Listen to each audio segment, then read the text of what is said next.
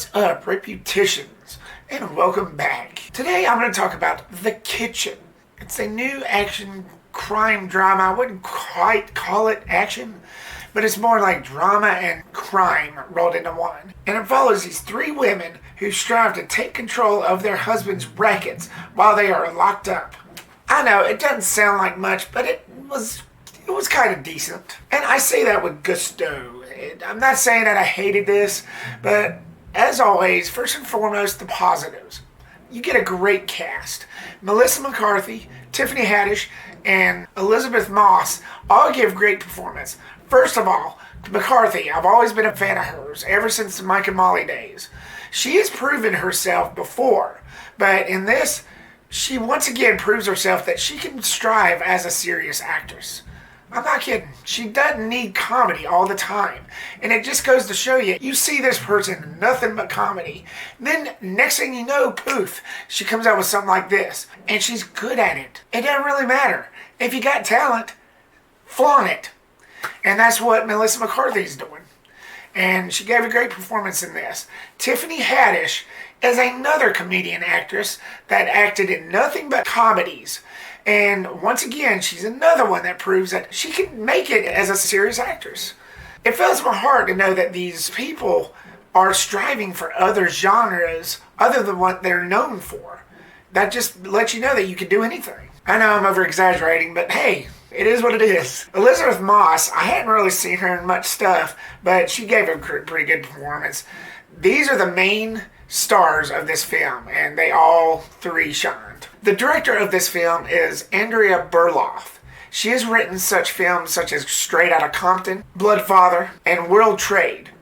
I think she's a pretty talented writer. In this, she makes her directional debut, and I gotta say, she did a pretty good job. Again, this goes back to what I just said. If you've got talent, spread it. Don't just stick with one thing. Do multiple things if you can. And that's what these people are doing. And that's what gives me hope too. This film was set in the late 70s. So the cinematography, the look and feel, the lighting, you get that 70s vibe. The way this was shot, you would think you were watching an actual 70s movie that was set in the 70s. I'm not talking about the grainage and the little dots that you see on the screen that actual 70s movies has, because the way they did films back then is way different than how they do them now. You don't get that, but I'm just saying, like the way it looked, the cinematography and the lighting, you get that 70s vibe. The Warner Brothers logo, it even appeared on how they used to start off Warner Brothers movies back then. So I thought that was pretty cool. It was like a change of pace, the old school for the newer generation. And this goes hand in hand, the music. There was some awesome 70s music. There was one that they played, Carry Home My Wayward Son. That was an awesome song. I've got that on CD. I need to digitize it to go in my car since it doesn't have a CD player. But it was a cool song, and they played that on there. As far as the score goes, I don't really have that much thoughts on that, but the music was perfect. And the story, it was cool. Like I said, it was just about these three women who basically just takes control of their husband's rackets and their lives. They were struggling really hard in the first act. And they just step up and say, okay, you know what? This is enough. This is enough. We are in charge. On to my negatives. And I got to say, I did not know that this was a comic book adaptation. Yes, I said comic book adaptation. Call me crazy, but there's nothing comic bookish about this film. All I seen was a mobster film. I might as well have been watching Scarface. When you think of a comic book film or a comic book adaptation, or however you want to put it, you think of superheroes, supervillains, superpowers.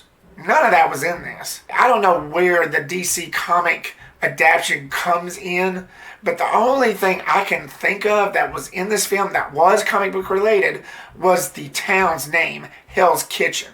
And the only place I heard that from was the Daredevil universe, because that was set kind of in Hell's Kitchen as well. That's the only comic book vibe I really got out of this film.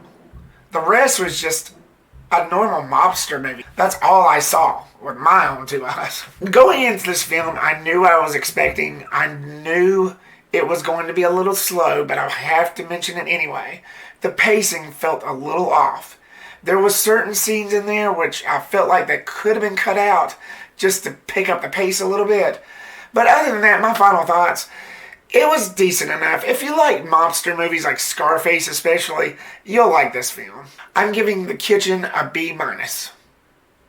I didn't hate the film, but I didn't love it either. It's not one of those that I usually go for, but hey, great star power. Thank you so much, guys, for watching this video. I really do appreciate it. Make sure to like, subscribe, and hit that bell icon for future posts.